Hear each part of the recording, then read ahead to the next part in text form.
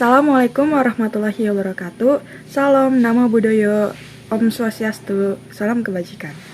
Izin memperkenalkan diri, nama saya Vera Prastiawati dengan NIM 02.12.23.196. Di sini saya akan meresensi film My Stupid Boss yang tayang pada tahun 2016. Terima kasih. Gerah nih. Film yang berjudul My Stupid Boss ini disutradarai oleh Uppi Avianto dan juga Uppi Avianto juga sebagai penulis naskahnya. Produsernya adalah Frederica. Pemainnya ada Reza Rahardian, Bunga Citra Lestari, Bron Palare, Alex Abad, Atika Suhaim, Iskandar Zulkarnain, dan Kinwah Cheo. Bergenre drama komedi dan Falcon Picture sebagai studio filmnya. Film yang berjudul My Stupid Boss ini bercerita tentang seorang karyawan wanita bernama Diana yang diperankan oleh Bunga Citra Lestari.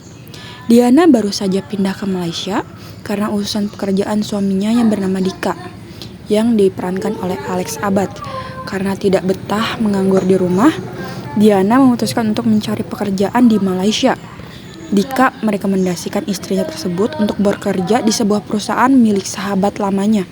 Keesokan harinya, Diana pun pergi menuju kantor perusahaan milik sahabat suaminya untuk kepentingan melamar pekerjaan. Diana merasa sedikit tenang karena mengetahui bahwa bos di perusahaan yang akan ia datangi adalah orang Indonesia, sama dengan dirinya. Persamaan tempat asal di negeri orang secara psikologi akan menjadikan sebuah hubungan menjadi seperti saudara jauh. Maka dari itu, ia berpikir bahwa pekerjaan di perusahaan tersebut tidak akan menemui kendala yang berarti. Akan tetapi, semua asumsi yang Diana pikirkan sebelumnya salah besar. Pemilik perusahaan yang menyebut dirinya bossman ini memiliki karakter dan perilaku yang aneh. Ia selalu banyak bicara, penuh curiga, merasa selalu benar sendiri, pelit, dan segala tingkah laku aneh lainnya. Bahkan, ketika pertama kali Diana menemui Bossman, ia disangka seorang anggota yayasan yang ingin meminta sumbangan. Namun, setelah beberapa saat mengalami keanehan yang ditimbulkan oleh Bossman, akhirnya Diana diterima bekerja di perusahaan milik sahabat suaminya tersebut sebagai kerani atau kepala administrasi. Keanehan demi keanehan yang ada pada Bossman tidak berhenti sampai di situ saja. Suatu ketika, Bossman menelpon Diana pada pukul 2 pagi dini hari hanya untuk sekedar mengingatkan agar rapat bisa dijadwalkan pada pukul 9 pagi. Bossman juga mengingatkan agar rapat jangan sampai tertunda dan jangan sampai ada karyawan yang terlambat. Padahal seluruh karyawan termasuk Diana datang ke kantor setiap harinya pada pukul 8 pagi. Masih sangat mungkin bagi Bossman untuk mengingatkan Diana pada saat jam masuk kantor tanpa harus mengganggu dirinya dengan menelpon sepagi itu. Keanehan demi keanehan terus terjadi sampai membuat Diana merasa sangat kesal pada atasannya tersebut. Tak hanya Diana yang dibuat kesal oleh Bossman, seluruh karyawan termasuk para buruh di perusahaan tersebut memiliki masalah pribadi dengannya. Suatu ketika, Diana memutuskan untuk membalas dendam atas perlakuan semena-mena yang telah dilakukan oleh Bossman terhadap dirinya. Satu persatu, hal yang pernah diperbuat oleh Bossman terhadapnya ia coba untuk membalasnya, termasuk menelpon pada saat pukul 2 pagi. Diana menelpon Bossman ketika ia dan karyawan lainnya berada di kantor pada saat jam kerja. Sementara Bossman yang saat itu berada di New York sedang tertidur pulas. Diana menelpon Bossman di waktu tidurnya dengan alasan urusan pekerjaan yang sangat penting. Pembalasan demi pembalasan telah dilakukan oleh Diana terhadap Bossman hingga akhirnya Bosman merasa Diana telah bersikap sentimen terhadapnya. Meskipun begitu, keanehan yang ditimbulkan oleh Bosman terhadap Diana dan karyawan lainnya masih tetap berlanjut, hingga akhirnya terjadi sebuah insiden yang membuat Diana benar-benar tidak terima. Bosman menuduh Diana telah menggelapkan uang perusahaan. Perilaku Bosman yang lebih sering berbicara sebelum dipikirkan terlebih dahulu memang sudah menjadi tabiatnya. Namun kali ini Diana tidak bisa mentolerir apa yang dilakukan Bosman terhadapnya. Diana malah besar kepada atasan tersebut dan mengancam akan membawa perkara ini ke polisi. Bosman yang ketakutan dengan sigap meminta maaf pada Diana. Akan tetapi Diana tak memperdulikan permintaan maaf atasannya tersebut yang menurutnya sudah sangat keterlaluan. Bosman menyesal atas apa yang telah ia perbuat terhadap Diana.